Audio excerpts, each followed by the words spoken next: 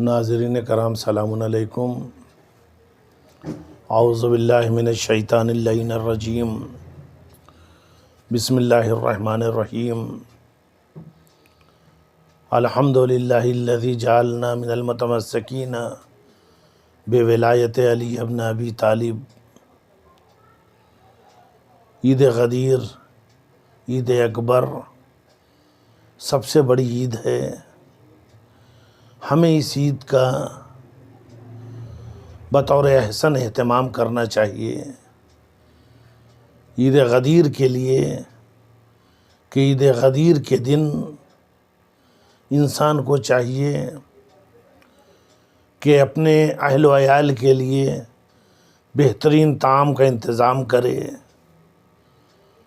لوگوں کو طعام کھلائے، لوگوں کو دعوت دے۔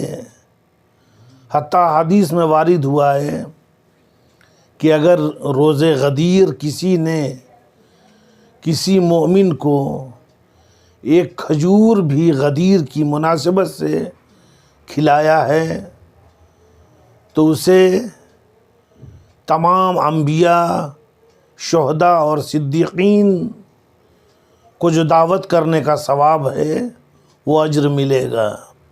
عید غدیر کے دن اگر کسی نے کسی کو 1 روپے سے مدد کی ہے تو گویا اس نے 1,00,000 روپے سے مدد کی ہے۔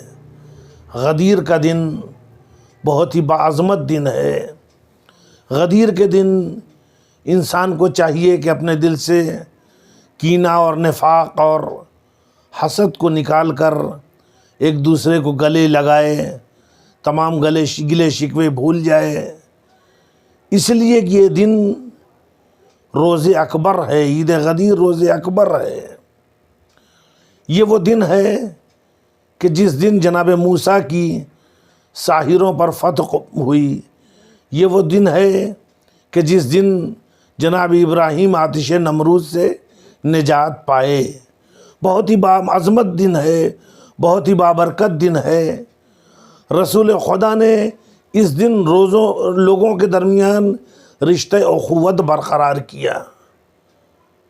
تو ہمارا یہ فریضہ ہے کہ اس دن کا احترام کریں، اس دن کو محترم سمجھیں، پاکیزہ لباس پہنیں، لوگوں کو ایک دوسرے کی مبارکباد دیں، اور جب مبارکباد دیں تو یہ کہہ کہ جعلنا من المتمسکین بولایت علی ابن ابی طالب۔ عید غدیر عید اکبر ہے۔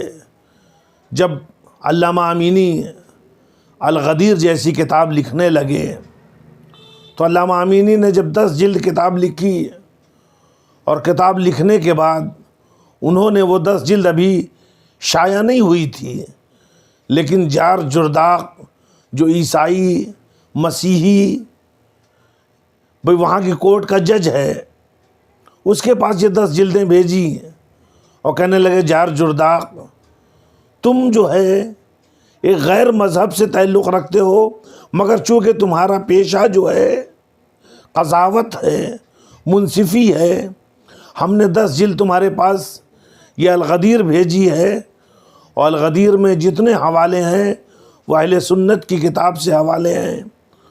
تم اس کا مطالعہ کرو، اس کی بررسی کرو، بررسی کرنے کے بعد پھر تم فیصلہ کرو کہ غدیر کی حقیقت کیا ہے۔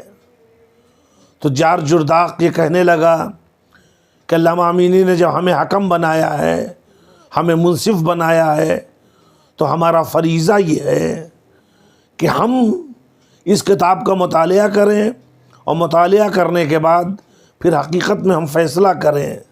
اور جار جرداق نے جب کتاب کا مطالعہ کیا تو کتاب کا مطالعہ کرنے کے بعد آخر میں مجبور ہوا، اور پھر اس نے ایک کتاب لکھی علی علیہ السلام علی صوت عدالت الانسانیہ۔ جار جرداق نے کہا غدیر کا دن بہت ہی باعظمت دن ہے، بہت ہی بافضیلت دن ہے، اس دن ایک دوسرے سے گلے لگیں۔ غدیر کے دن سب سے پہلے غسل غدیر کریں، روز غدیر کا غسل کریں۔ غدیر کے دن کا روزہ مستحب ہے، اس دن روزہ رکھیں۔ اس دن غدیر کے دن اگر جس نے روزہ رکھا تو گویا اس نے اس دنیا میں، یعنی یہ خاکی دنیا جو ہے، یہ ختم ہونے والی دنیا جو ہے، اس سے بعظمت کوئی روزہ نہیں ہو سکتا جو روزہ غدیر کا روزہ ہے۔ تو غدیر کے دن روزہ رکھیں اور اس کے بعد افطار کا اہتمام کریں۔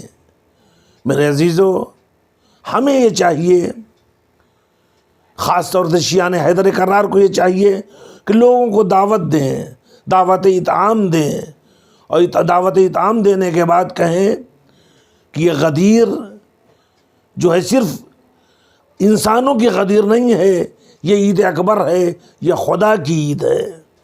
اس عید کے دن جو ہے سارے گلے و شکوے بھول کے سب کچھ انسان کو اپنے دل سے کینہ و بغض و حسد کو مٹا کر ایک دوسرے کے گلے ملنا چاہیے، ایک دوسرے کی مبارکباد دینا چاہیے۔ علماء نے کہا ہے کہ ہمیں تعجب ہے ان لوگوں پر کہ جو عاشور کے دن کا اہتمام تو بہت زیادہ کرتے ہیں لیکن غدیر کا اہتمام نہیں کرتے، چہ جائے کہ غدیر کو بھولنے کا نتیجہ ہی عاشور ہے۔ اگر غدیر نہ بھولا ہوتا مسلمان تو سانحہ کربلا وجود میں نہ آتا۔ تو لہٰذا میرے عزیزو، سب سے پہلے آپ غدیر کے دن غسل غدیر کریں، ممکن ہو روزہ رکھیں، پاک لباس پہنیں، لوگوں کو شیرنی کھلائیں، گھر میں اگر ہو سکے تو بہترین غذا کا اہل و عیال کے لیے انتظام کریں، اور پھر اعمال عید غدیر، نماز عید غدیر بجا لائیں، اور بجا لانے کے بعد ایک دوسرے کے گلے لگیں۔ اس لیے یہ سنت رسول ہے، رسول نے آج کے دن صیغہ اخوت پڑھا ہے، ایک دوسرے کے گلے لگیں اور گلے لگنے کے بعد ایک دوسرے سے کہیں کہ وجعلنا من المتمسکین بولایت علی ابن ابی طالب، ہم آپ کو ولایت علی ابن ابی طالب کی مبارکباد پیش کرتے ہیں، اور اس دن کے آپ استغفار کریں، گناہوں سے معافی مانگیں، یقیناً خدا آپ کی گناہوں کو بخش دے گا اور آپ کا شمار صالحین میں قرار پائے گا۔